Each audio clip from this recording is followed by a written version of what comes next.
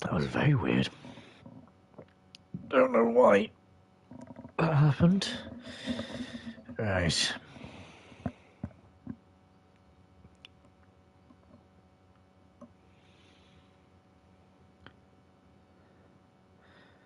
Where it stands his take on the Mr. Beast Lunchley drama. And then we go to my page.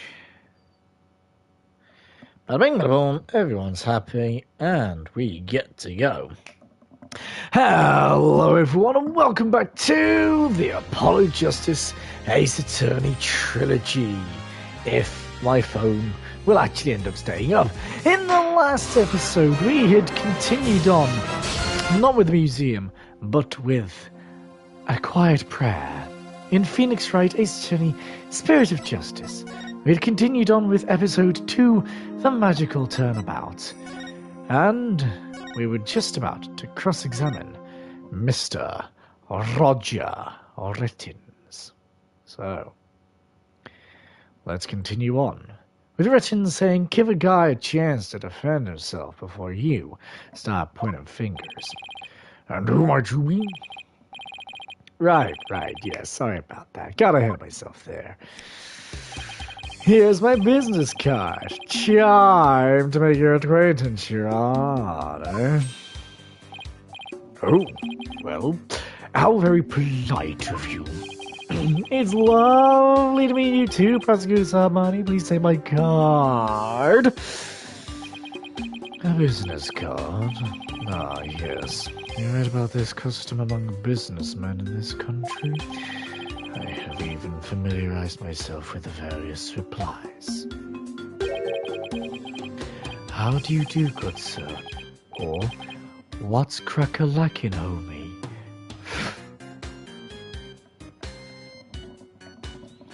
We are literally not even 5 minutes in, we're saying what's crack-a-lackin', homie.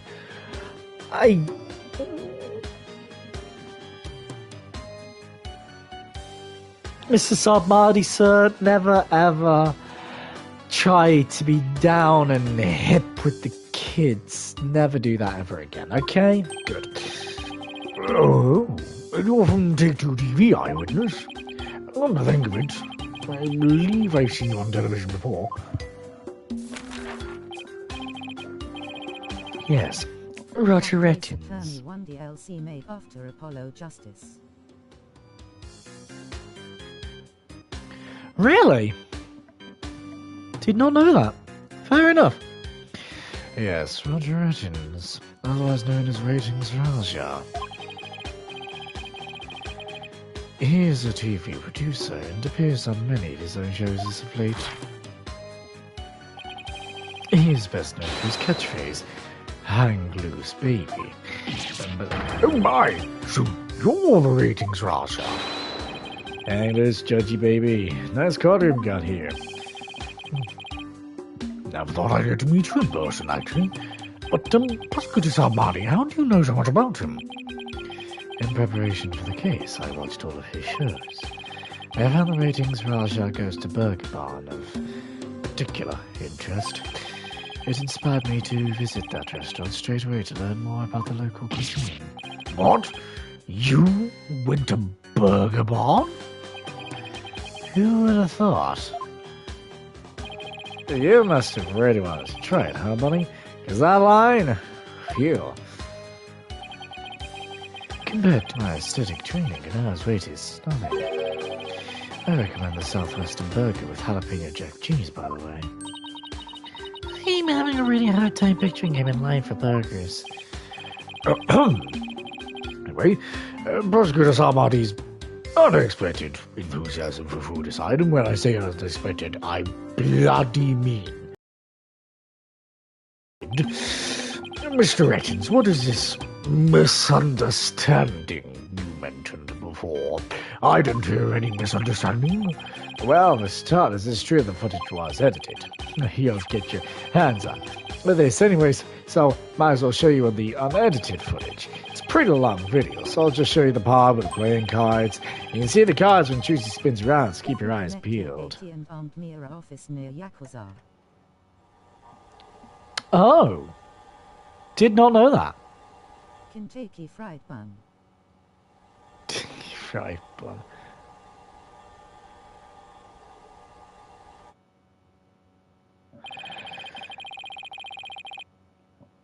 Did you see the part where the girl was cut where Tracy switched to sword? She spins around and the playing cards go flying. Everything's like it's supposed to be. It seems the defendant really did swap swords during the trick. Which means the sword Miss Wright thrust into the coffin was the rubber one. In other words, Miss Wright couldn't have killed Mr. Rios. Hold it. Yeah, see, that's the first misunderstanding right there. What do you mean? Well, you see, Tracy definitely did swap swords as she saw it. So, yeah, maybe she didn't kill Mr. Rios when she stabbed the coffin. But that just means he was killed after he showed up, pretending to be a corpse. She's seen that up until that point, everything was going according to the script. If that's true, then when and how exactly do you think he was killed? It was after the dragon set piece came crashing down.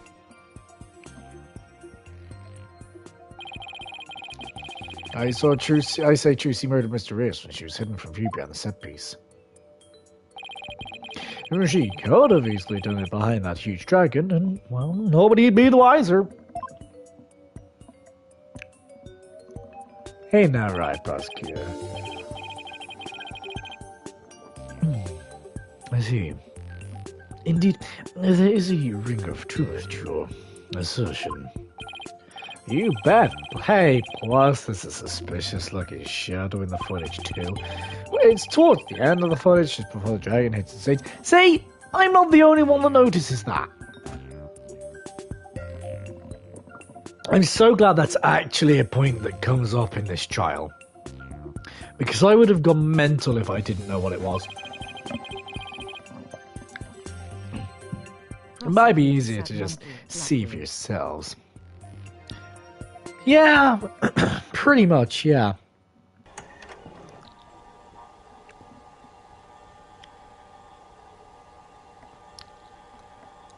And wait for it to pause.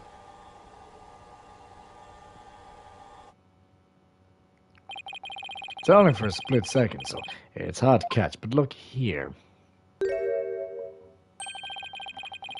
This suspicious shadow must be Trucy. She's using the steel sword she hid behind the curtain during the trick to kill the victim. Now you mention it, but it does look that way. This witness is just trying to ram his theory down our throats, Your Honor. And that's not all. Aren't we forgetting that the witness that the witness willfully edited the sword switch out of the footage? God, that's difficult to say. You see, there's your second misunderstanding right there. Your Honor, would you mind if I testified about it? I've seen people testify on TV, and I've always wanted to give it a shot. Would that be fine with me, Prosecutor Salmani? This is quite unexpected. It threatens to disrupt the common course of this case. Hey, line up, pretty boy. You're gonna like what I've got to say. Promise. Very well. However, if you do anything to impede the last rites for the victim, I will have you removed. All right, with Prosecutor Salmani's permission, please give us your testimony, Mr. Rettins. Roger Rettins, Raja, now Kaiser, the courtroom. I'm taking over the floor, so listen up, loyal viewers.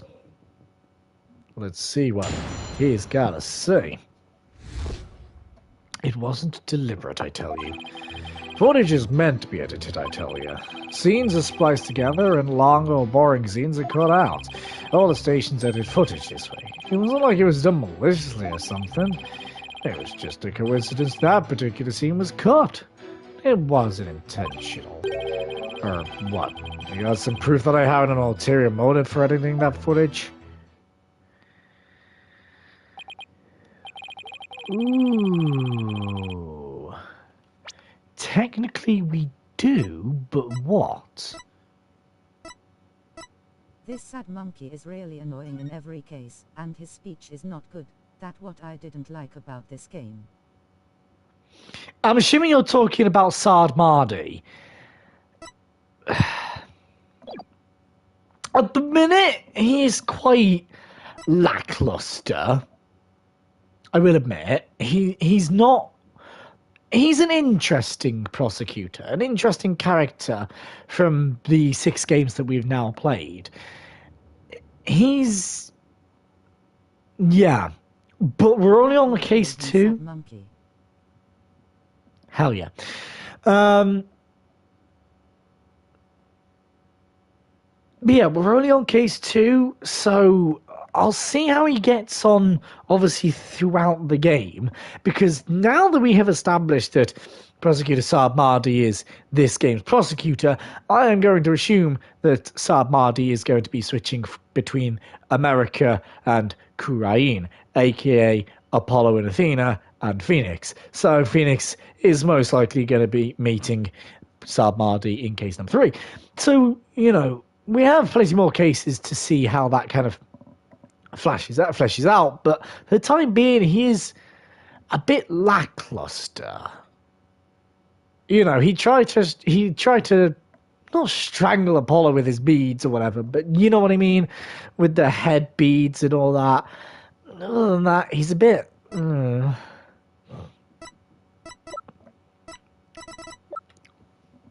you got the contract, which technically could be ulterior motive. The clipboard, technically ulterior motive.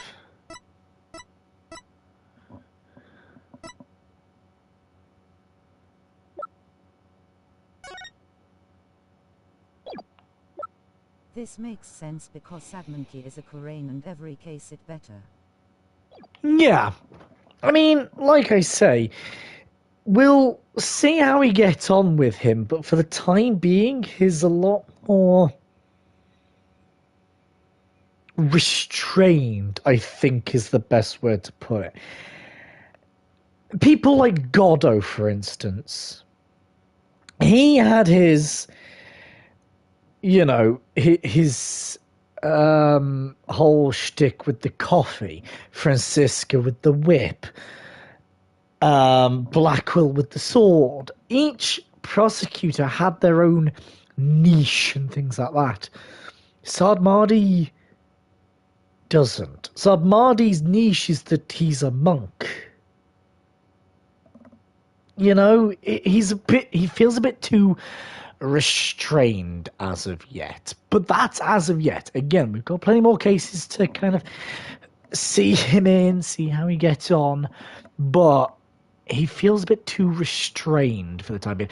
But then again, I also feel like his character, that might just be his writing because he's in a foreign land. No, I just don't like his line. It's really something. I mean, fair enough.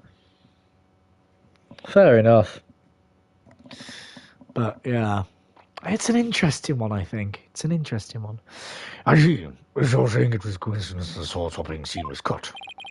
That's right. Glad you got the picture, finally.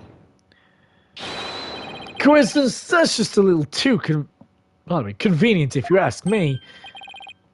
Oh, an objection. How cool. It sure sounds packs a lot more punch when you're here alive.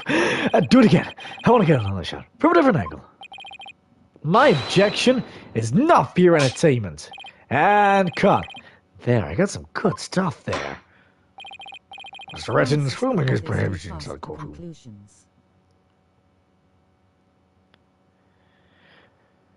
Yeah, I guess. I don't know. It's a weird one. Whoops. Hey, my bad, Mr. Judge. And if the judge answers an issue, it can point it out during his cross-examination.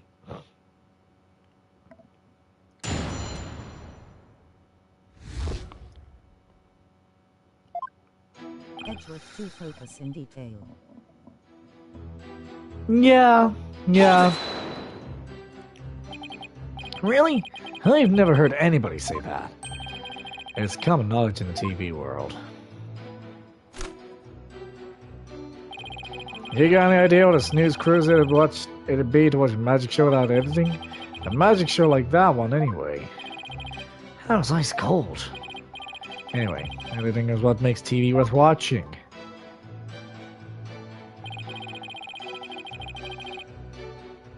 That will put down too much. True. Definitely true. Are you saying you thought that there were boring scenes in Miss Wright's magic show?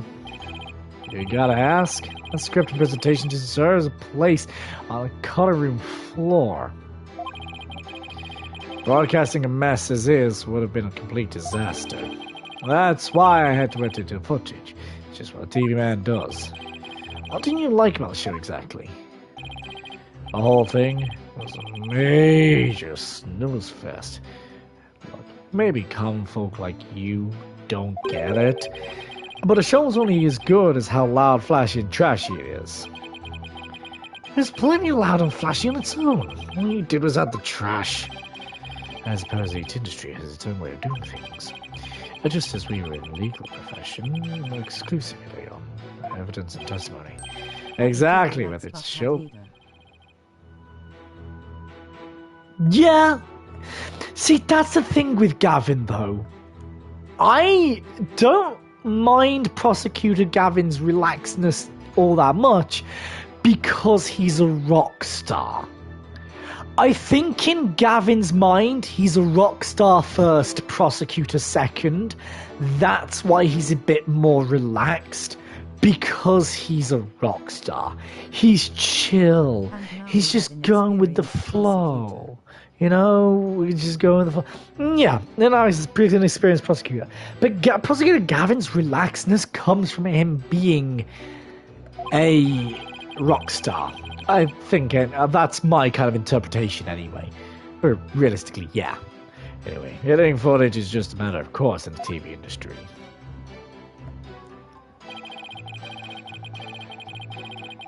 Hold it! It wasn't done maliciously, huh? But I get the distinct impression that you bear feelings of ill will toward Troop Gremory. Huh? Why did you think that? The things that you yourself have said. You'll see. I'll dig up the dirt and expose the dark heart behind that sweet smile. I'll prove those grammar magicians are all a bunch of lowlifes. How else I get the impression that you felt this way for a long time? Words such as those can be interpreted in many different ways. For example, though I bear no defense will, I would not hesitate to say that he is a good-for-nothing lout of a lawyer. You bear me no ill will? Could have fooled me. And yet it is the truth. I am only straightening you, as it seems you have strayed from the path. If you have any interdictions, just please make your case with evidence in the future. Mr. Rittens, please continue testimony.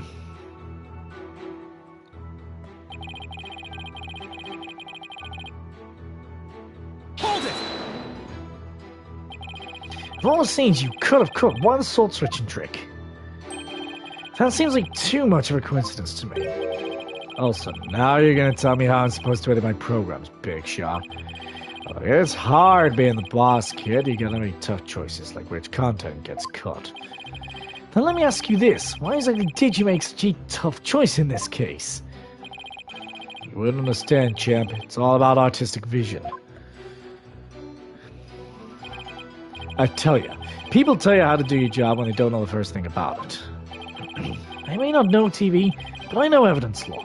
And boy do I have some for you, champ. I may not be able to show you that your selective editing was intentional. However, I know you bear the defendant ill will, and this is the evidence that proves it.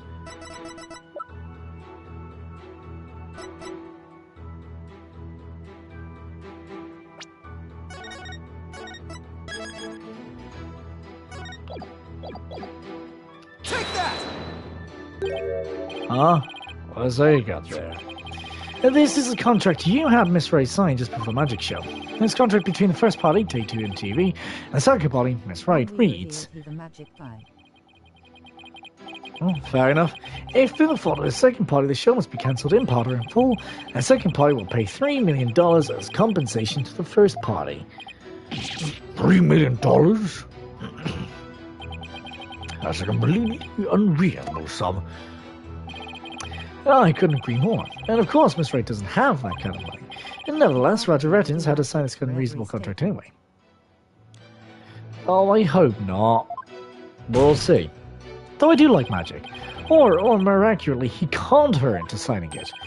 Conned her? How did he do that? There's a trick with a clipboard that was used by Miss Wright to sign a contract. It houses carbon paper that can secretly copy her signature onto other copied documents. Oh, come on now. That's quite a nasty accusation you're slinging my way. For starters, you don't have any proof I had anything to do with that carbon paper stuff. As long as Trucy and her agency can't pay up, that doesn't mean I conned her. But $3 million? Well, that's totally out of reach for an average person. In any case, this is important new information. Please add it to our testimony, Mr. Rettins.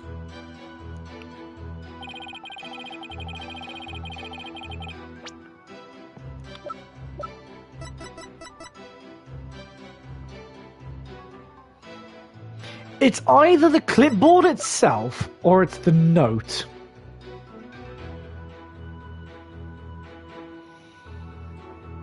Objection! Smashed it. You must be quite a con man if you can fool a magician with a simple trick. Note. But if you think you can con a lawyer, you're very much mistaken. Hey kid, would it kill you to enunciate in front of the camera? You know, like a newscaster? Test. Test? What do you mean test? Test what? What? I'd like you to take a look at Miss Wright's signature here on this note. And let's compare the signature to the one here on this contract.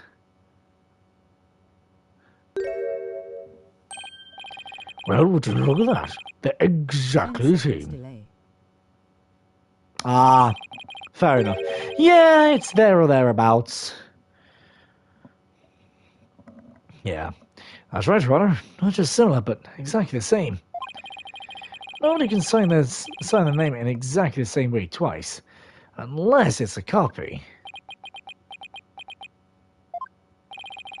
These signatures are proof positive that you conned Miss Wright, and they definitively prove your malicious intent. Say, not bad, lawyer guy. Didn't know you had it in ya. It's already getting interesting now. We'll get great ratings for sure. Don't try to dodge the issue, Mr. Rettins. The fact is that you bear ill will against my client. So the show footage was definitely edited with malicious intentions. Isn't that right? What a forced argument defense. All you have really proven is that not his ill will toward Miss Wright, but his pecuniary greed. That's right, I just wanted money, baby. Fast stacks of cheddar, that's all. After all, I'd never even crossed paths with Trucy before this magic show, so I'd have absolutely no reason to bear her any ill will, right? He didn't bear her any ill will, huh? That chance, this guy definitely has some major hate for Trucy. Oh, my foot really itches. Yes, literally just did this. I can't prove it with anything, but the things he said all point to that fact. Must be something between the two of them that gave birth to this grudge. Some sort of connection not even Trucy's aware of. Your Honor, I'd like to argue that Roger Rettins and Trucy Wright must have crossed paths before. There must be some hidden connection between them. Hidden? Connection? What is it now? But what are you getting at, Mr. Justice? It is futile to even ask, Your Honor. Surely it is just another one of the defense's feckless claims. Objection! You don't seem to have a very high opinion of me, but when you hear my argument, you'll wish you'd taken me a lot more seriously. Will I really? Very well then, do proceed. Did you figure something out, Paul? Nope, nothing. What? That was just some good old-fashioned bluffing, courtesy of Mr. Wright's fine training. I hope you know what you're doing. In order to make such a bold claim, Mr. Justice, I hope you're ready to elaborate. What is this hidden connection between the defendant and Roger Rettins? That sleight of hand trick Mr. Rettins did during the recess earlier.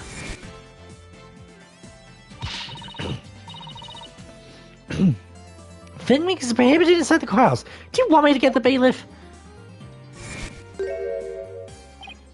Huh? Filming? What are you talking about? I don't even have a camera on me. What if Mr. Rettins is a magician too? What if? I believe he's under defense to fill in the blanks, not me. Well, if he is, he may have had some contact with Miss Wright somewhere along the way.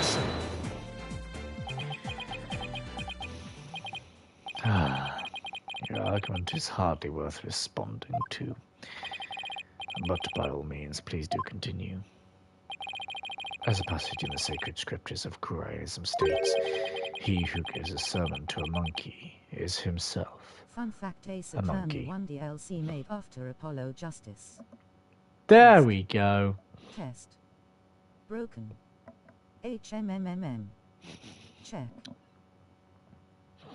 There we go. I don't know why text-to-speech does that. Because the thing is, I've got the live stream up on my phone. It's not lagging. It just seems to be text-to-speech that just hates you sometimes. It really does. Yeah, it doesn't matter what you say to a dimwit. He isn't going to get it anyway. But we saw Mr. Rettins perform a magic trick. He made his video camera disappear in the blink of an eye. Well, I think it'd be pretty funny if I were a magician. He must have been seeing things. Want me to introduce you to a good eye doctor? If connection is tenuous as that is all it takes. Then every magician in the country... Oh dear. Then every magician in the country could potentially bear ill Me and Sam will. are enemy. Sam? Microsoft Sam. What? Who's Microsoft Sam? I guess you're right. You're not the sharpest knife in the drawer, are you, short stuff? You would do well to cleanse that putrid mind of yours in the holy waters of Mount Pommy Pommy. 3 days under a frigid waterfall, It's and the even... TTS voice. Ah, that makes sense. That makes sense, yeah. Fair enough. 3 days under a frigid waterfall, It's and even happening. you did not know that. And even you should rise to the level of a monkey. Ha ha ha! Numbskull for a numbskull. A numbskull for a numbskull. Ugh, well, this numbskull has thick skin, so there. I think I can get what they're driving at. Even if he is a magician, it's not exactly a reason to bear a grudge against Trucy, is it? Hold on. I can think of one person. What magician has a reason to bear a grudge against Trucy? Or rather, one magician who has a reason to bear a grudge against Troop Grammary. Oh?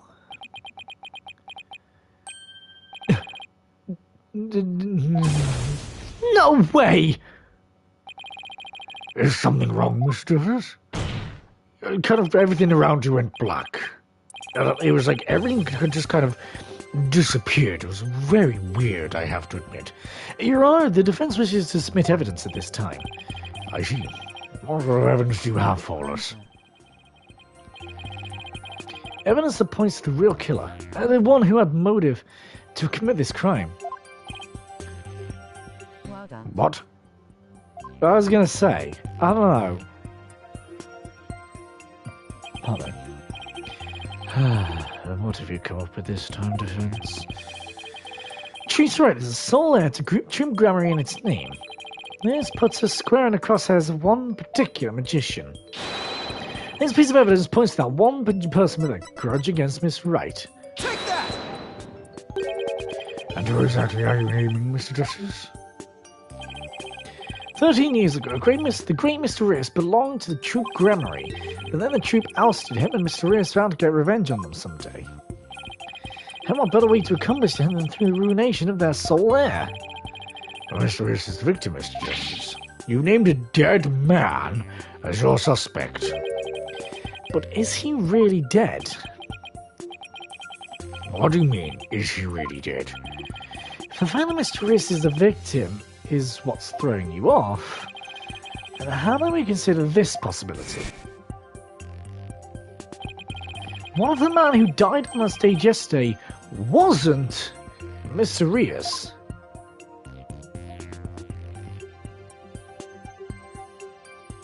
But Apollo is also heir. Okay, technically yes, Apollo is technically the heir to the Grand Marine name, but I don't personally see Apollo doing magic anytime soon. I think he's probably going to stick to the eye bracelet thing and that'll be it, I think. I mean, Apollo likes magic, but isn't a fan of how much he's involved with the magic, being the guinea pig. What? You mean the victim is an imposter? Not Mr. Reese? What about the real Mr. Reese? It would mean the real Mr. Reese is still alive.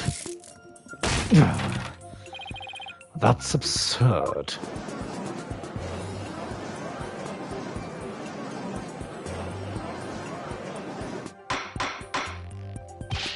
Mr. Justice, who is the real Mr. Reese if not the victim of this case?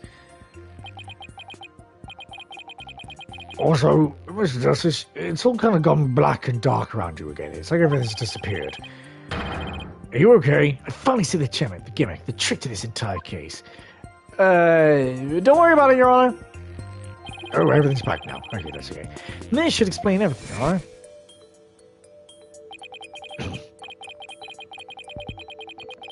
The real killer, or the one who hated True Grammary and wanted to sully its name. The magician lurking in the shadows is set up a fake Mr. Reese instead.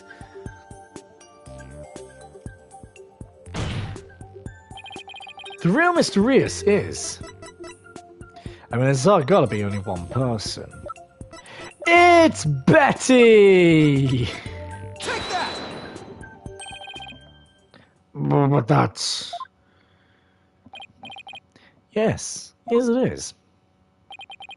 Roger Rettins is the real Mr. Reese. What? Him? Zack came back after 7 years to tell Valiant Trucy will be heir. He then died. Yeah, he then died. Also, serious music. Oh, hollow red pepper, your impotent seeds sprout naught but meaningless, empty words. You can't possibly have proof to support such an outlandish theory.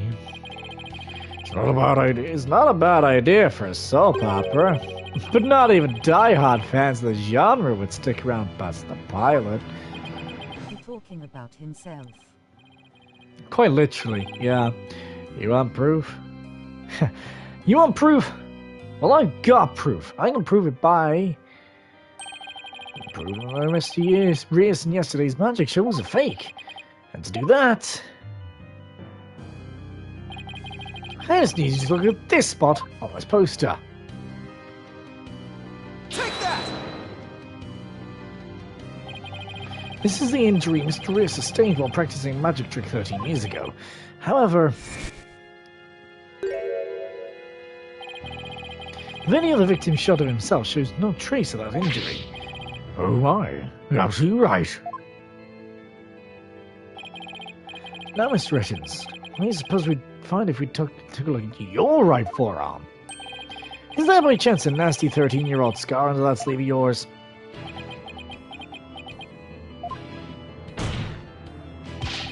Well, Mr. Rettins, why don't you roll up your sleeve and let the court look? Pretty much. But that's just his entire gimmick again. Everything is not definitive. Although, to be fair, at this current moment in time, technically not everything is definitive. I was going to say, everything at the minute is all just very circumstantial. Are you hiding something else up there?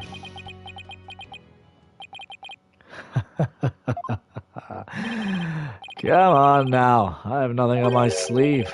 I don't need to hide anything up there. Because I require no tricks or gimmicks. For you see, my magic is the real deal. And there it is. Scar of 13 years. Is this what you were hoping to see? Oh! There it is, the scar! Just as I thought. That's right. I am the forgotten magician, abandoned to the dark understage of history. The great Mysterious. Ooh.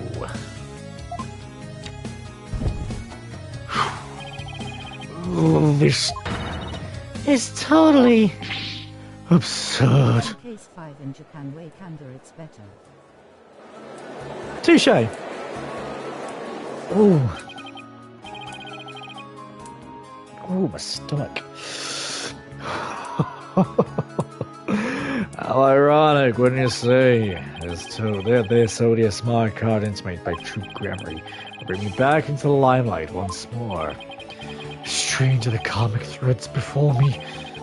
The witness is the real Mysterious, the new is the victim who perished in the magic show. Yeah, he was but a fan. I met him on one of my programs several years ago. He said he'd become a magician out of admiration for the great Mysterious. In confidence, I told him my true identity. Then take on my mantle.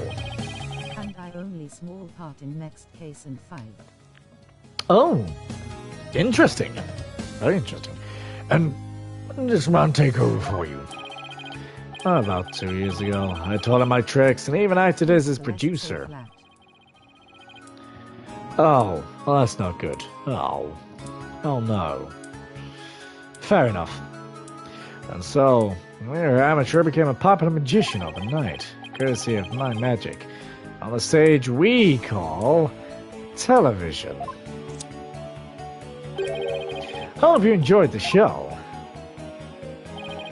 You really had us all fooled. Mr. Evans, or should I say Mysterious, in your hatred of true grammar, you killed the victim, Mr. Mystery, and then settled Miss Wright to take the fall, didn't you? You did it all to tarnish the Grammary name. I have no idea what you're talking about, lad. I set up a prank, that much is true, but it was simply a harmless joke on Trucy, I assure you. Yet she learned of the plan and made use of it to commit murder. That is how strongly the criminal element runs in the blood of these Grammaries. Objection! But if it was a secret prank plan that very few people knew about, couldn't you have been the one to use it for murder instead? Time to my conclusion, but how to get there. Yeah. Ha! What? He just lost his head. No, he didn't. Ooh, what? Yeah, just kidding. What the heck was that? Heed my words, loyal lad, for I fear grasping reality is slipping. I do believe I told you my magic is real. Employs neither tricks nor gimmicks. Enough with the ambiguity. Why don't you just make your point already? My alibi is as pristine as ever. Wouldn't you agree, Prosecutor Sabmati? Yes, I suppose that is correct. Well, my magic is real. I was gonna say, Maya's magic is real. And Pearl's, and Mia's, and Misty's. Just not Morgan's. Because fuck Morgan Fay. Don't fuck Morgan Fay, but you know, fuck Morgan Fay. Not in like a sexy way, more in a ragey way. Fuck Morgan Fay. What? Recall defense that at the time of the magic show, Mr. Rettins was at Take-Two TV. A fact that many people can easily attest to. that's right. I forgot all about that. So what do you think, Your Honor? Would you like me to testify on the matter? Yes, I think you'd better. Please tell the court more about your alibi. Very well then. On with the show. So, we might actually see Morgan in Ace Attorney 7. Because that's what's happening at the minute, realistically. Every game in the Ace Attorney franchise has been brought up to more modern-day consoles and brought over to the West in cases like The Great Ace Attorney and Ace Attorney Investigations 2. The only one that hasn't been updated is Ace Attorney Professor Layton versus Ace Attorney, but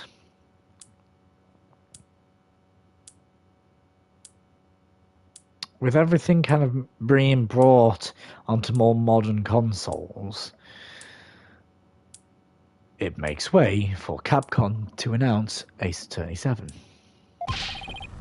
Are you watching a Magnifique Grammary with his freaking fire? Jesus Christ, why is there fire in the court? The time has finally come for my magic to snuff out your precious pedigree. The Grammary line will be no more. Jesus Christ, my man. I was at a TV station at the time of Penrose's performance. I was busy working on another TV program. I could spare no time for much show. Do ask my staff if you doubt my claim. And there is a simple and perfect alibi. No tricks, no gimmicks, just the truth.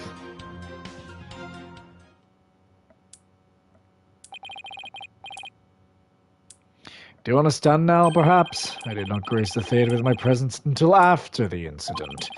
So how could I have committed the murder? His dad did say he was there at the station.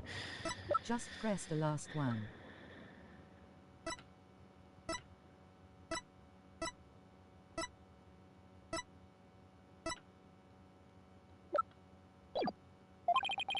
So it sure does sound like a rock-solid alibi. But that can be right. If Mr. Evans is the killer, he'd have to be the theatre. Huh?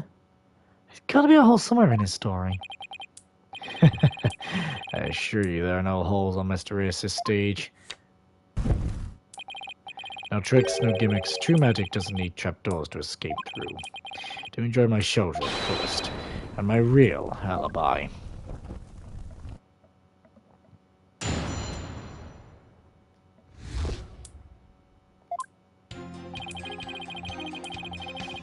Hold it!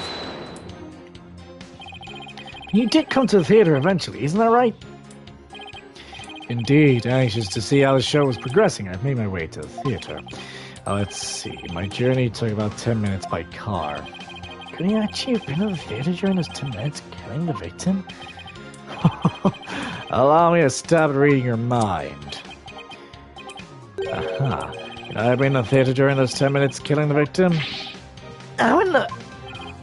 But no, I took a taxi. The driver can attest to that. Feel free to call a taxi company if my word does not satisfy you. Well, the driver is a big fan of the ratings rush. I even gave him my card. He gave his driver his card? That was very clever of him. The coin? Which one? The silver one or the gold one around his neck? You might as well give it up, lad. Questioning real magic is a fool's errand. Besides, you know very well that I was doing what I was doing at the time of the incident.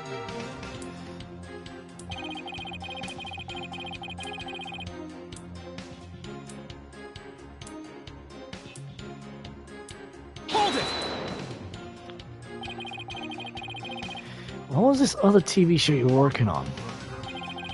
Another special project, you see. One moment. Perhaps this is more appropriate. Ratings Raja special production. Yeah, hang loose, baby. It's called Desperation Regeneration.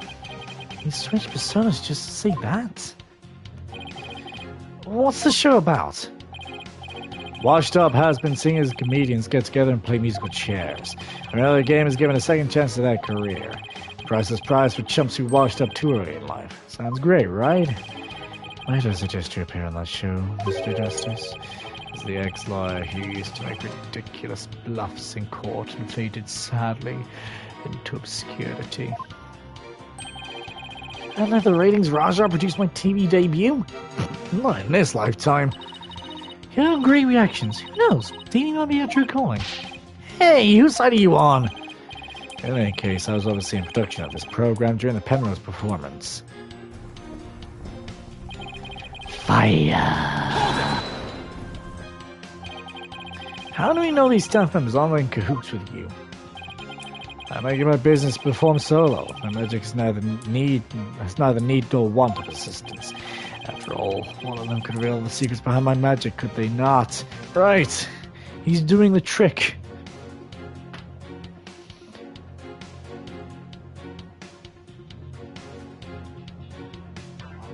That doesn't help. Who is that?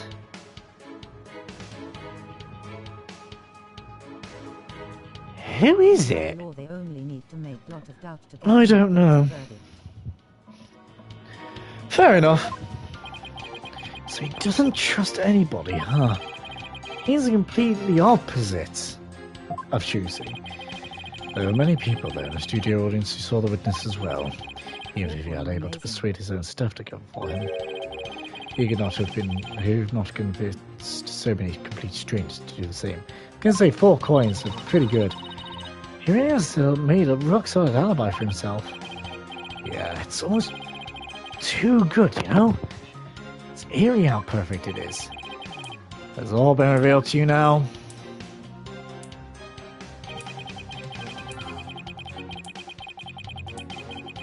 Hold it! No 4 coin is impossible. How so? I've got it! Ciao, brother! Our brother looks exactly like you, maybe. Again with the twins business? You think the audience will let you get away with using the same gimmick twice in a row? If you do not believe your defense, why not investigate for yourself? Although I'm sure your efforts will prove to be thoroughly fruitless. Yeah, I guess that's...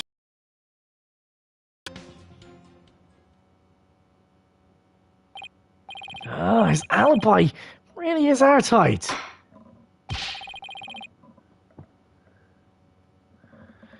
I believe we've heard enough. While I believe the witness does indeed harbour some ill will against the defendant, there's no reason to doubt that he was at the TV station at the time of the incident. Yes, the facts prove it was impossible for the witness to have been involved with this crime. Because he needed thumb to move it.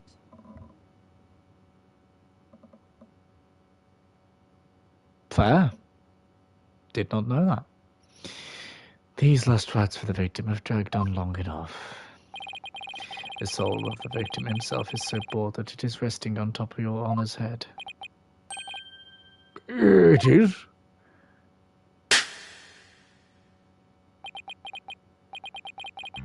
The time has come. Let us punish the sinner and guide the victim's soul to the Twilight Realm. Apollo, choose to be thrown in prison. And we'll be out of a job. But if you catch tasty fishes, sell me some at a good price.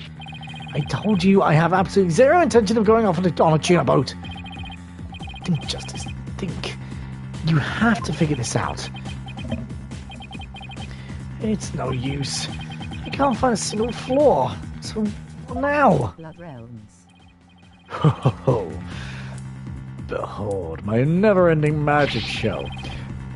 Come for the awe-inspiring showmanship of the great Mr. Rios. And stay for my grand illusion until the end of time. Ha!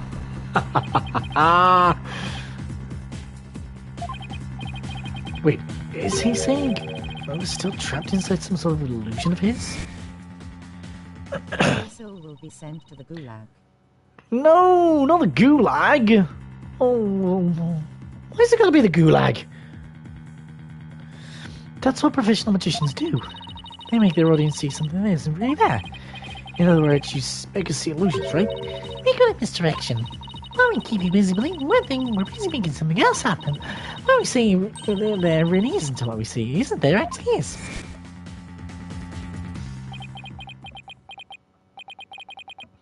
Could it be? You know what, Mr. Rettins? I guess we have been spectators to the elaborate illusion you prepared for us. Illusion that has suddenly turned our attention towards something you wanted us to see. What are you going on about, lad? Have you got something, Apollo? I just remembered something Juicy said about misdirection. What a magician says there is there really isn't, and what they say isn't there actually is. We've all been taken for a ride by Mr. Retton's magic. Maybe he's made us see something that wasn't really there. Trying to rethink all of my assumptions about this case. What have we been made to believe was there that actually wasn't? What have we taken to be absolute facts of this case?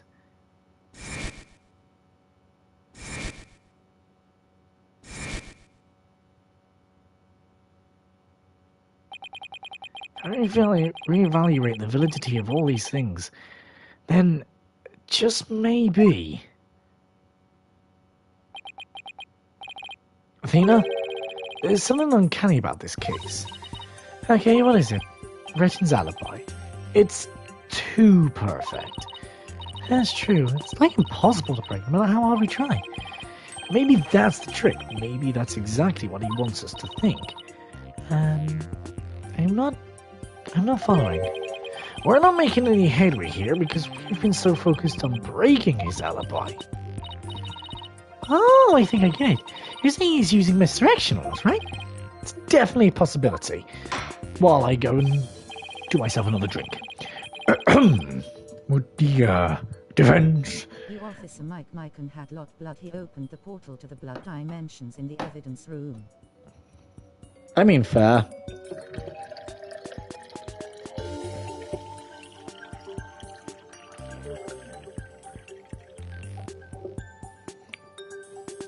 Would the defense care to share with everyone what do the defense care to share with everyone what is discussing over there?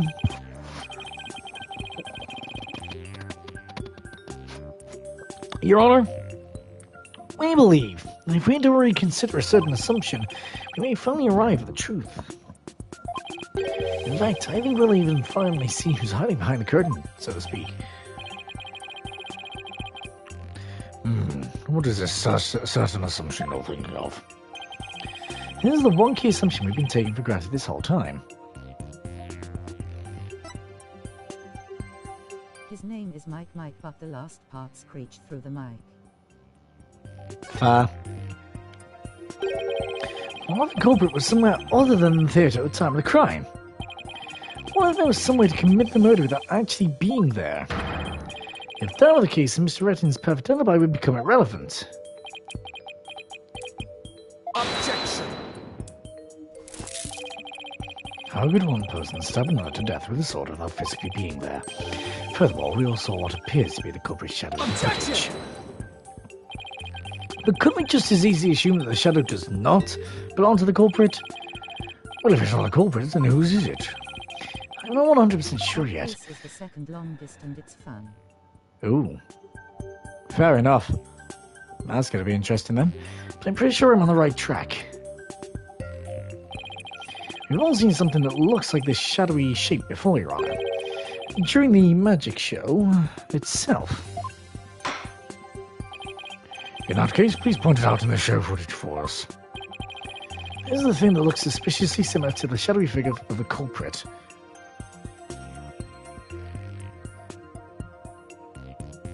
That the emo case.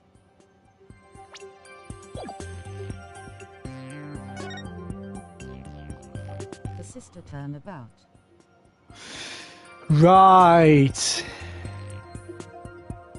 Black.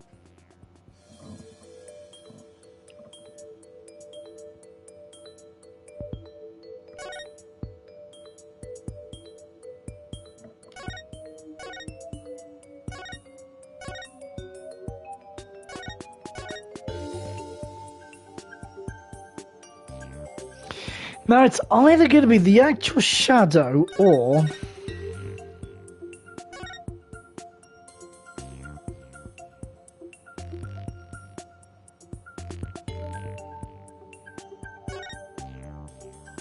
Take that! No. I should just remotely resemble this shadowy figure.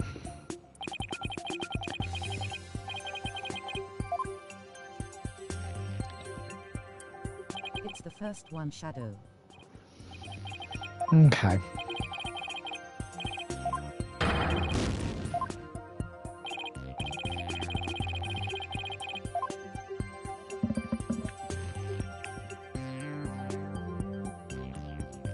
Then the second.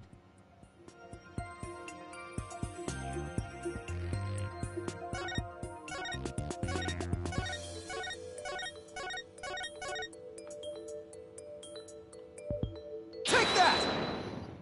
There we go. Yeah, I knew it was either going to be the shadow or Mr. Hat itself. It was going to be one or the other. But doesn't the shadowy figure resemble the suspicious shadowy figure? Last case. Ah, fair enough. Yeah, makes sense. Now that you mention it does, doesn't it? Miss Ray, can you identify the shadow for this court? Let's see. I believe that's Mr. Hat Shadow. It's when he's being pulled up from the stage to the catwalk overhead by wire. Ah, interesting.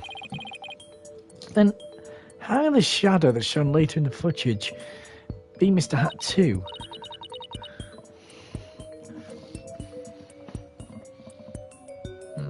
Let's say it's open.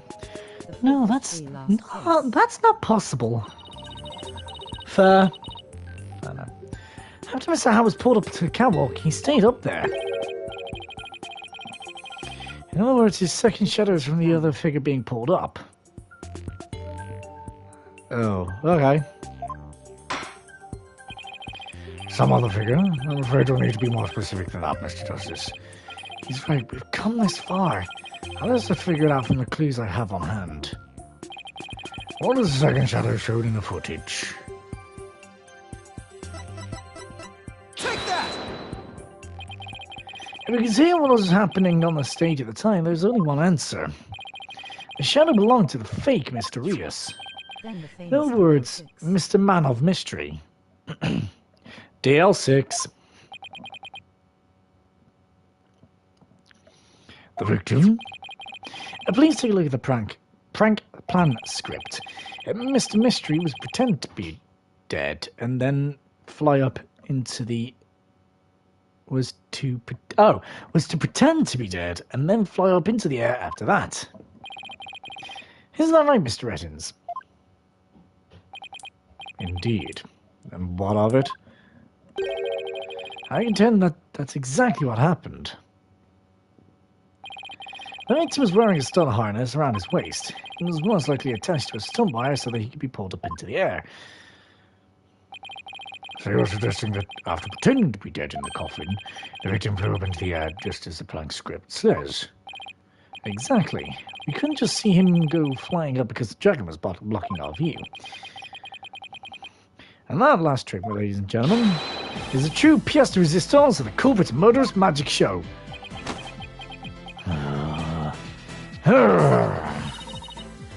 Don't tell me you got it all figured out? Yeah, I think so. That stunt wire is not safe. Touche. If you can just look beyond Mr. Retton's last bit of misdirection, you should finally be able to see the real truth. The victim must have been pulled up to the catwalk just like Mr. Hat. And they had the cushioning up there with a considerable force. I just have to figure out what else happened up there at the time.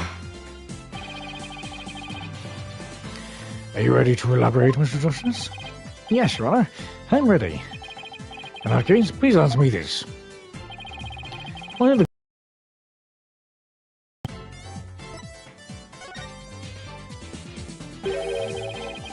Just why did the culprit have the victim fly up after he appeared in the coffin? And how did the victim actually die? When he was only pretending to be dead in the coffin? If we can figure out how these two questions relate, the answers should become clear. Could it be? Mr. Mystery must have thought he was still on part of the prank when he appeared on stage. He probably didn't suspect a thing as he was being pulled up into the air, after Miss Ray was called backstage and just as the set piece fell. But the culprit had already planted the real murder weapon in a cushion in the catwalk.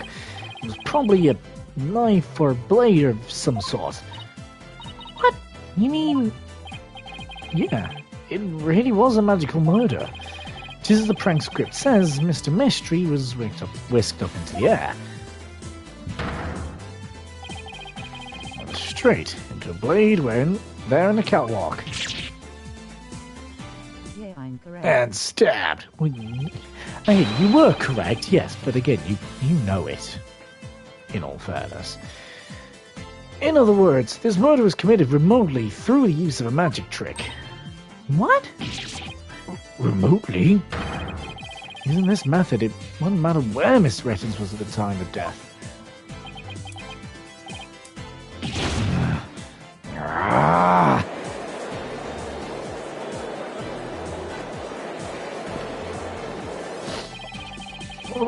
How does it work, Mr. Justice?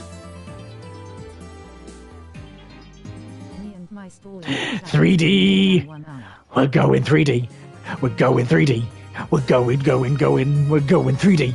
Oh, I love it when we go 3D with these games because it's so cool! The perspective shift of 2D to 3D. Oh, I love it. I mean, also true. Okay, touche. Just before the murder occurred, the dragon set piece was up on the catwalk. It and Man of Mystery were connected to each other by a wire at the time. By carrying out a prank plan, Betty made the dragon set piece fall, which caused Mr. Mystery to rock straight up. Oh, rock it straight up, should I say. And into the blade and the cushion.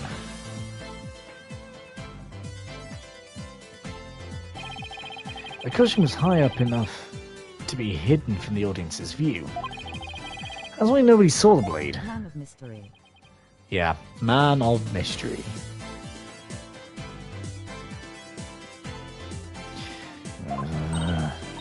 Oh, that big gash in Mr. Hat's cape. The blade must have been set up overhead sometime before the magic show. Mr. Hat must have been slashed by it too when he was brought up into the cushion.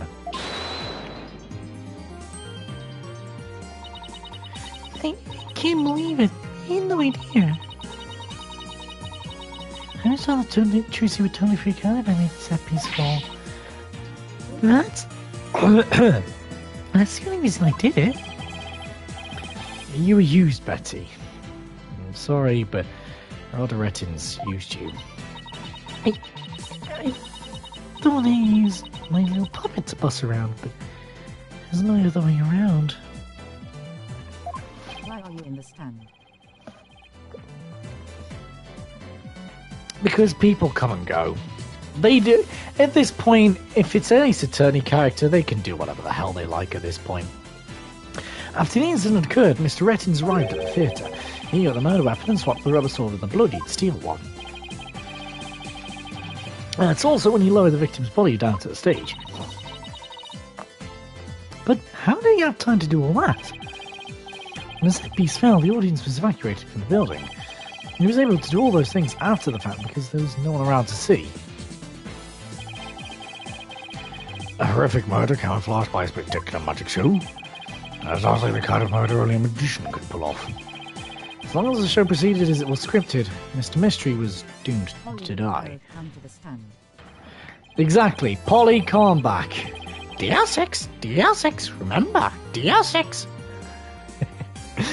That's why it was you, Mr. Rettins, who killed the victim all the way from the TV station. His prank plan, or should I say murder plan, proves your murderous intent.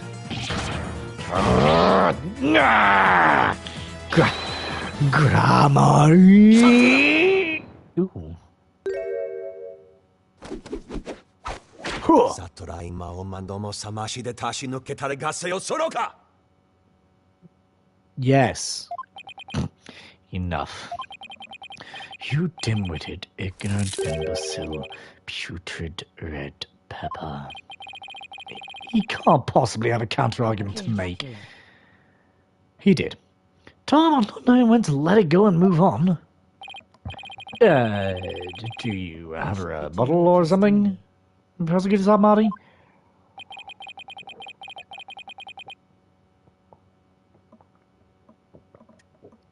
No blade of any kind was found in the catwalk, which means you have no evidence to support your theory. Well, Mr. Rettins retrieved it after the fact.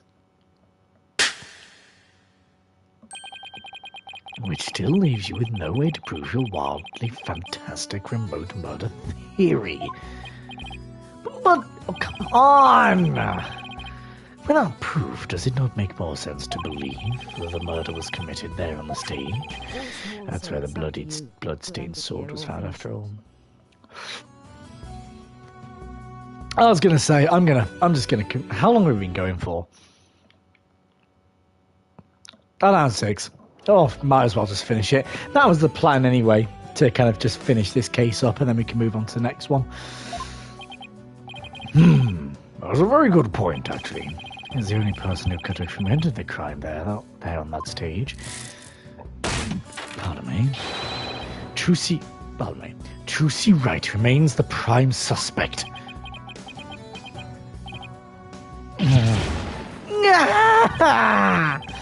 It would appear that what you call truth is little more than a cheap parlor trick. In the end, you have done nothing to prove the accused's innocence. It is time to at last to let it go and move on. Stalling is getting better, V. Your stalling is getting better, to be fair. Alright, are you talking about someone on here?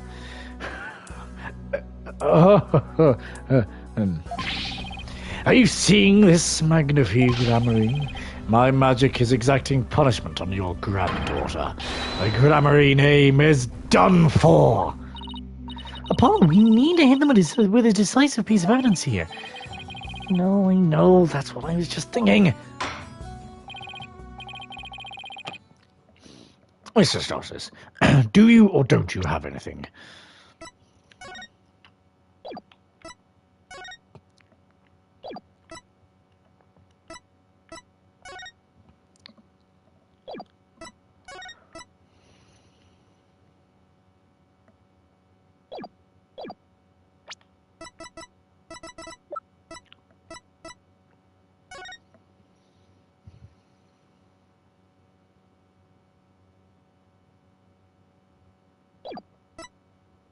I remember I watch stream and I start stalling just for 10 minutes, and I eat after 4 hours it's still stall. He didn't even play the game. Fair enough.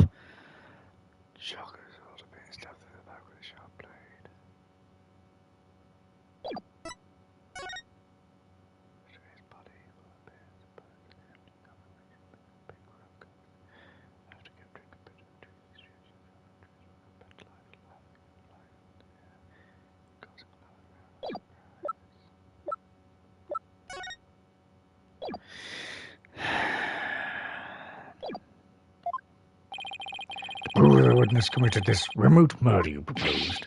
Of course I do, Your Honor. This entire incident was carried out exactly according to the script. Right, so theoretically there should be no evidence for us to find or use. Which means our best bet is to see if something unscripted happened. There's gotta be something Rettins couldn't have foreseen. Once I find it, that's exactly how I'll expose his murderous trick. Get ready, Mr. Rettins, because I'm about to reveal a secret to your magic. There are no tricks or gimmicks here. Just good old-fashioned logic. Ooh. New style of laser brain. Ooh, it's no longer sideways, it's straight on. So it's still laser brain, just to the new style. Ooh. As long as the magic show went as scripted, the murder would happen without fail. And in this case was carefully planned so that no evidence would be left behind. Still, one thing happened that definitely wasn't in the plan. While the magic show wasn't part of script's original Bonnie's mistake.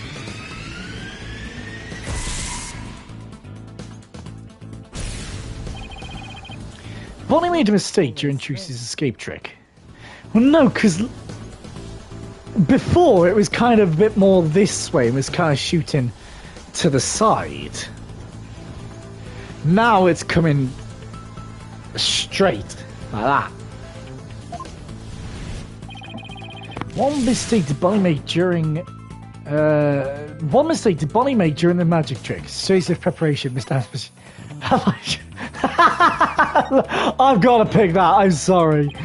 No, I should never say prisons like choices are a mistake. I'm sure she can be a great magician someday if she works hard at it. Good luck, Bonnie. Anyway, get back to the case. Love that.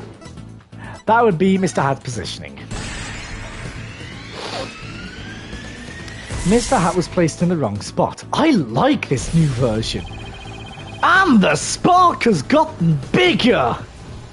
Because Bonnie placed Mr. Hat to the right of the coffin instead of the left, Juicy had to reappear on the side of the coffin opposite to the one in the show script. The Corbett didn't know that when he first arrived at the theatre, which means he was bound to make a slip up when he tampered with the crime scene. Most part of the Corbett's cover attempt was affected by Juicy's new position.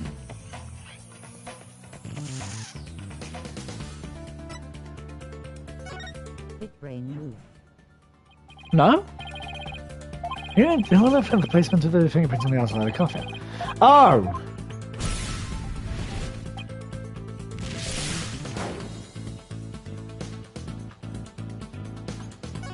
Blood in the coffin hole.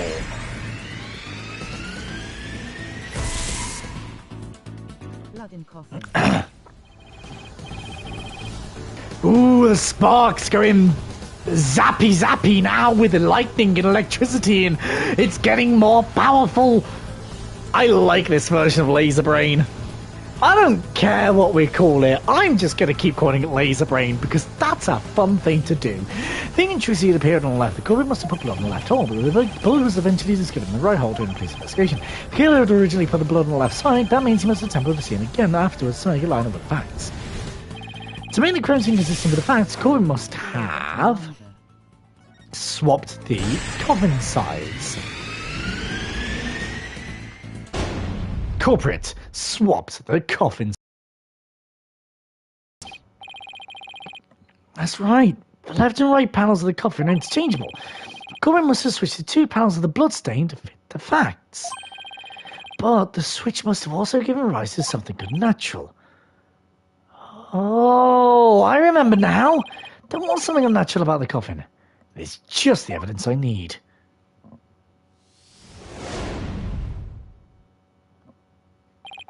Sorry, Mr. Rettins, but I have some very conclusive proof for your guilt. Well, a bluff, is it? There's no way you have anything of the kind. My magic is real, not trick. No, there are tricks and gimmicks to it, just like any other illusion. What?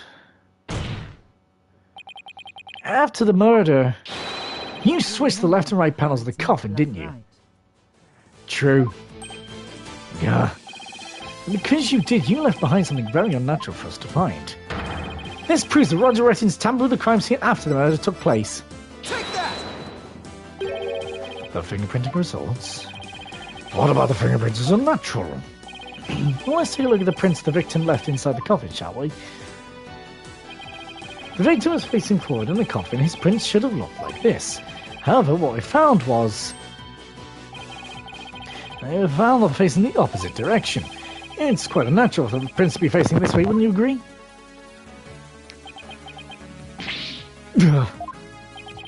It is strange, isn't it? How did they get this way? They got this way because the culprit thought the magic show had gone to have be on his left side of the coffin. And the Miss Ray would also pop onto the left side of the coffin, as per the show script. He then assumed he had thrust his sword into the hole on the left side of the coffin. That's why he put blood in the left hole when he was trying to cover up his crime. But sometime after leaving the bloodstain, the culprit must have realised his mistake. He found out that due to Bonnie's mistake, that Mr. Howe was to the right of the coffin. And then, despite the script, Miss Wright had thrust the sword into the hole on the right. In short, the hole with the blood on it was the opposite side of the one that Juicy used. To make the blood's location fit the night, he had to tamper with the evidence yet again. So he tried to cover his tracks by switching the coffin's left and right panels. Oh, and that's how the fingerprints in the coffin ended up backwards. Because the culprit switched the two side panels around. The prints ended up facing the opposite direction. But instead of going to all that trouble with the panels, why didn't Nicole just wipe the blood away and redo it to the other side? I'm afraid that wouldn't have worked, Your Honor, because of the little something called luminol testing. Ah, right, luminol. I almost forgot. Luminol could detect trace amounts of blood, even if it's been wiped away, right? That's right. One of the blow away would have only served as proof if it was meddling. How about it, Mr. Rettens? I did a pretty good job figuring out your trick, didn't I? Objection!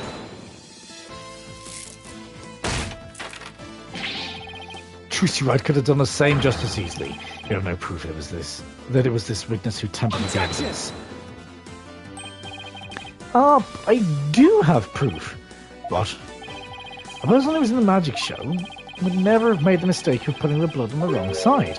Least of all, Miss Wright, who surely would have remembered that she was on the other side. Oh, right. Oh, that's you right. Why, you impudent. I'm sure you've realised by now, Prosecutor Saab Marty, your claim that Miss Wright is the culprit just doesn't hold up. You and the accuser are certainly bound to hell. Really? Miss Wright and I? Because I think you're the one who threw the ticket for that for trying to convict an innocent girl.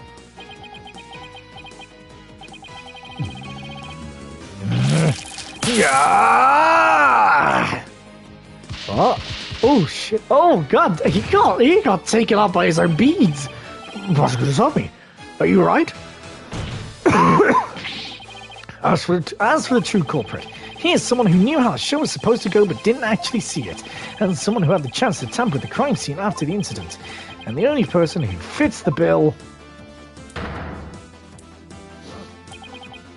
is you, Roger Rettins. Gramarye! All the secrets to your trick have been revealed. And with no tricks left, I'm afraid your show has been cancelled. Permanently! And that's when you know it's the end of the case, when we get this front-facing shot. And now it's time for the breakdown!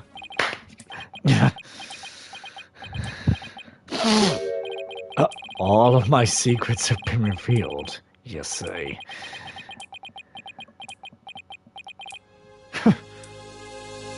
Oh. Don't make me laugh, boy. Mine is the true real magic. There are no secrets to reveal. Behold, ladies and gentlemen, the true power of the great Mysterious. Witness a magic far greater than true Gramarye's. Burn. Oh shit. Oh crap. Crumble. Oh, this is sick. Fall to my furious flames. The great Mysterious will bring an end to you all. Because it's so magical. And now for the final letter to the Gramarye name. Right here, right now, you two. Shall but... Huh? No, this is right. Ha ha ha ha! You got blood in your hands? No, I didn't do anything wrong. No, it's not my fault. I'm the one to blame. I'm the victim here. What? Stop! No! Curse you, Gramarye!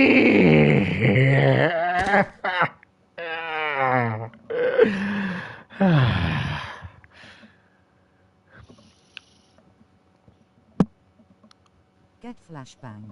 Oh, quite literally, like, get flashbang. Like, I am blind. Blind! Curse those Gramarys. It's all because of them. Even now they wound me. Curse them all to the abyss. I need to get my charger soon. I'm on 20%. Do you really hate us that much?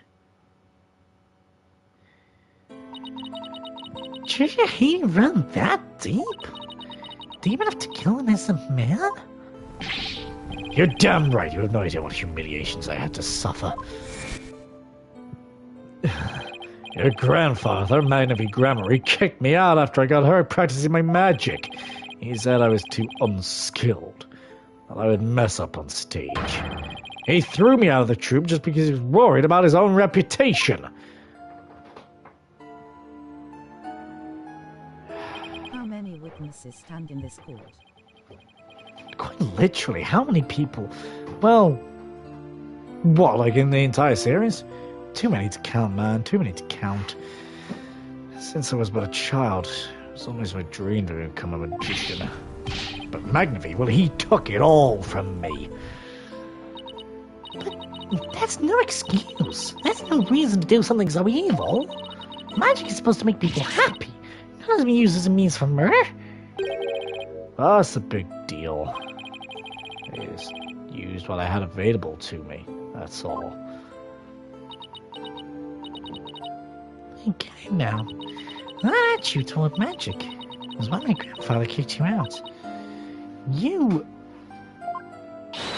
don't deserve to call yourself a magician. Check the Gatewater Hotel and Charlie. Gatewater Hotel? What Gatewater Hotel? I didn't see no Gatewater Hotel. We checked on Charlie, though. That we did do. Don't deserve? I don't know about that. Touche. Fair enough. After all, you're completely taken in by my magic, are you not? If not for that lawyer over there, you'd be on your way to prison as we speak. You're right. I didn't see through your tricks. You see? So in the end, Troop Grammar, he was defeated by the great Mr. Rias. You're not fit to let me on high, Trucy, right? You don't even deserve to call yourself a magician, do you, you naive greenhorn?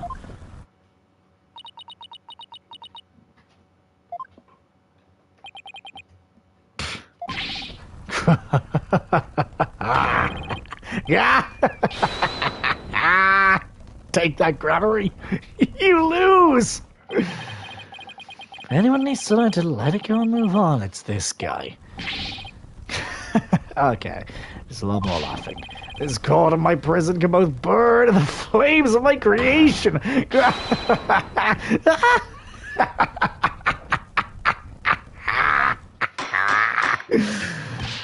Bailiff, take Mr. Residence away and bring the fire extinguisher just to be safe.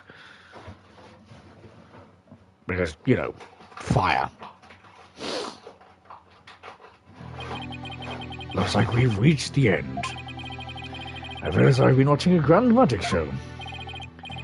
It was close, but just barely made it through somehow.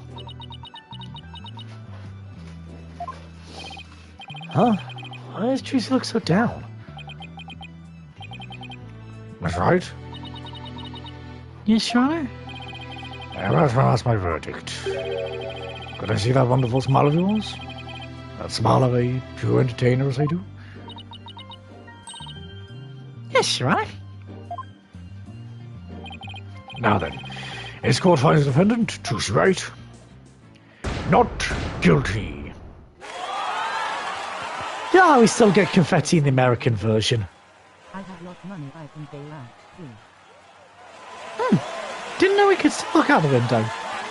Touche, fair enough then. Next time we're in the Writing Co-Law office, I shall have a look at the Gatewater Hotel. Court is adjourned. TTS broke again, yay. I was going to say, not too bad that time, but there we go. District Court, Defendant Lobby number 3. Oh, actually, that's another thing. I wonder if the other courtroom's been fixed yet. Obviously, after the... Case 5V. Fair enough. But obviously, after the events of Dual Destinies, you know. Thank you for everything, Polly. Oh, Trucy, gracias, dear. Now you can open your show tomorrow, just as planned. Oh. Yep, it's all thanks to you two. Oh. Well, Mr. Riss is gone. How do you find somebody to replace him? Polly! No, I don't like the way she's looking at me. Juicy, I'm sorry about everything. Hey, what are you apologizing for? Roger, I didn't use this. We're victims too. You made us an accomplice to murder. But Betty, you have to take some of the blame for this too, you know? Even if we didn't know he was planning to kill Mr. Mystery, we did cooperate with him. It's not my fault, isn't it?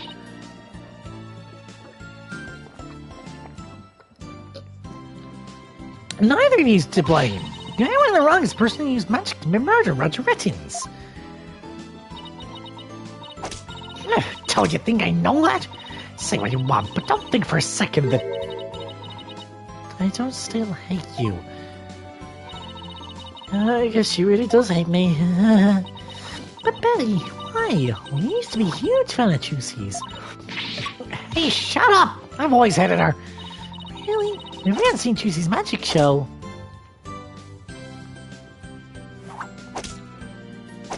We never would have tried to become professional magicians ourselves, right? Speak for yourself. But Betty, you still have our autograph and nothing. Just shut up! She acted this way this whole time because she secretly loves Juicy? Well, Juicy, being the best can be so tough. Come on, Bonnie, we're leaving. We have to get ready for tomorrow's show. You're really excited about performing with Juicy, aren't you? That's not true, so zip it, dummy!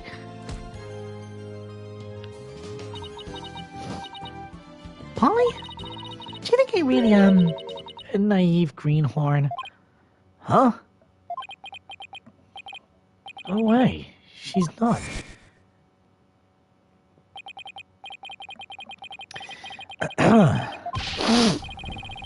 Evidence the book. I was going to say the book is the last thing we actually have not presented yet, so... See, so in the end, Troop Gamery was defeated by the Great Mysterious. You'll have to let you know off him on high, which Tracy right. You know, you greenhorn. Yeah, whatever. Tracy, don't tell me you're taking what Reddin said to heart. Well, maybe a little. You can see through his tricks, and then let myself be taken in by his magic. I can't trust myself anymore. Maybe he's right to call me Greenhorn. You shouldn't take stock in his words. He doesn't know the first thing about you. Huh? You're a wonderful Grammary magician. You should be proud of yourself. Thank you, Apollo. But what makes you say that? I know you're a wonderful Grammary magician because of this. Take that! My grandfather's notebook. A Grammary creed. A true entertainer always keeps a smile on their face. When you performed your magic trick in court today, you showed the road of dedication to your troop's creed. And even all the jeering, you kept a smile on your face and won the crowd over. You are everything Magnifique could have hoped for in an heir. You're a great magician, Trucy. A great magician? Me? You really are.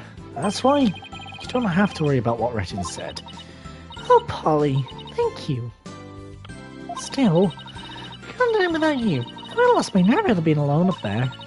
I was going to keep on smiling because of you. Me? I remember what you said to me in the detention center. After all, you're supposed... ETW Trucy still in Hyrule. I was going to say, Hyrule? Hyrule? Even though you spelled out high school? Text-to-speech is broken in more ways than one, it seems. After all, you showed us the source, right? Yes, I remember doing it. Well, you just know it wasn't your fault, Trucy. Well, but how do you say that? You don't need proof it wasn't me. I mean, I know you're a great lawyer, Polly, but I believe in you, Trucy. I believe in your skill as a professional magician. So I'm gonna prove your innocence. Don't worry, you're gonna be fine. Your words are what kept me going. Apollo? Thank you from the bottom of my heart. Now it can be everything I was meant to be. Juicy's real smile is the best. I'm so glad I could make that happen. Emma? I'm really sorry, Juicy, for kind of everything. But why? Snackoos! I wasn't able to convince Prosecutor Sabani what a good person you are. I had to testify against you, too. You have nothing to apologize for. You were just doing your job. You're too kind. Oh, I don't know about... Huh? Is something wrong, Emma? Oh. After 2 years and some months, their mom still didn't tell them. Yeah. No. Still waiting on that to happen, but there you go. Excuse that, Molly? What are you doing here? Detective Sky. Yeah? I require forensic expertise in order to close this case. Come, let us go. Wait, Prosecutor Salmati! The trial is over, Mr. Justice. You and I are strangers once more, with no further need to interact. When I see she say the right time, I know she buy milk and never come back.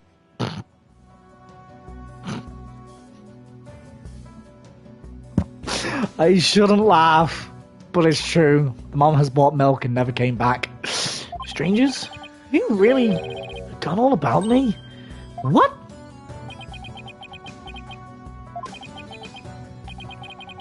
You've really changed, Nayuta. Tell me to let it go and stuff. What happened to you? Oh, lawyer of impure soul. I have nothing to say to the likes of you. So there is definitely something deeper between these two then. Interesting. So we've explored a bit of Apollo's childhood with Gaiaxa, what's it called? Gyaxa. That's the one, Gyaxa.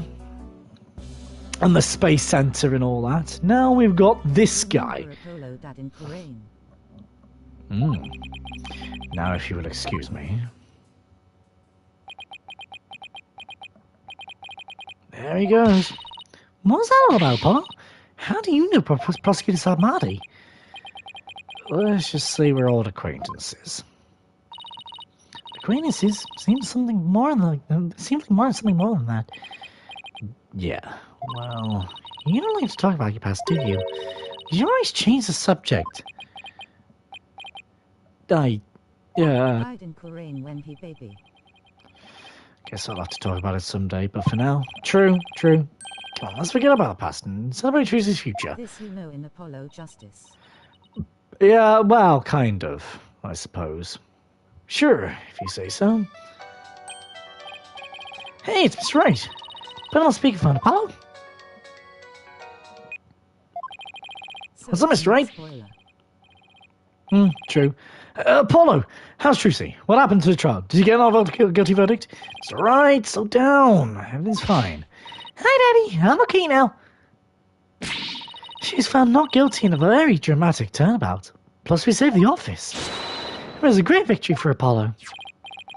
Phew, that's a lot off my mind. I can't thank you enough, Apollo. Now that I know I can trust you to hold down the fort anytime. Me? Really? Yes, you.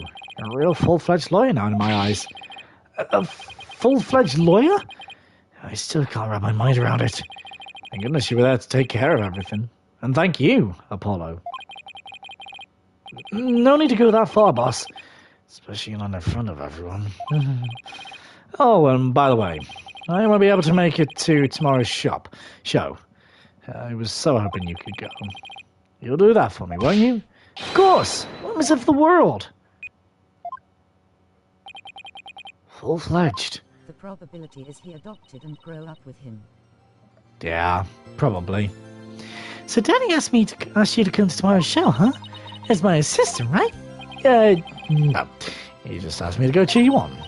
Okay, then I'll be sure to save you the best seat in the house, Polly. Best seat in the house? I really appreciate the thought, but good, then it's settled.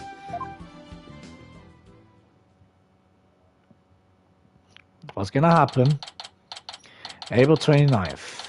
Penrose Theatre Stage. Objection! I should have known. Ha ha ha ha. Lol. This is what she meant. Magical Guru Tracy Ray will not perform a greater disillusion yet. There are no tricks or gimmicks here, ladies and gentlemen. This is real magic. Wait a minute, you're kidding, right? There is a trick or gimmick, right? I'm too young to die. Now, I miss that. You know what to do with that sword. No, wait, stop! No! Ah! That is how Juicy Grammarly landed on a rousing high note. With a big round of applause. And Polly's ear-spinning screams. What kind of an ending is that?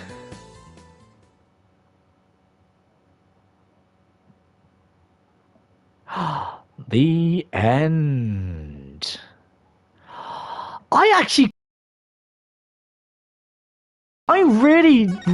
genuinely really did quite like that case, actually. I genuinely did like that.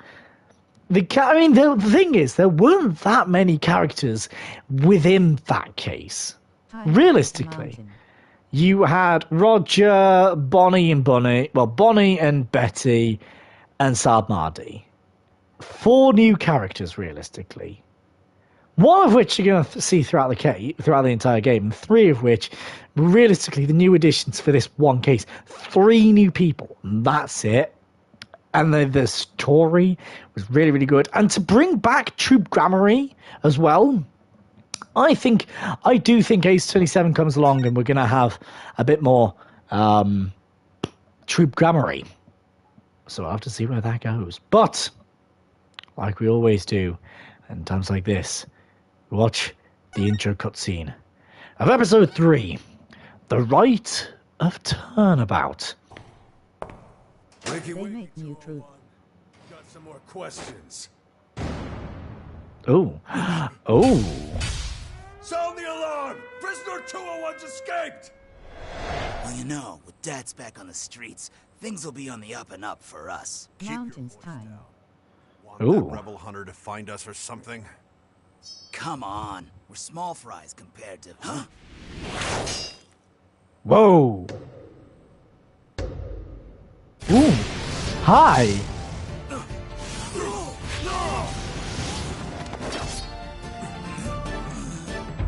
Well.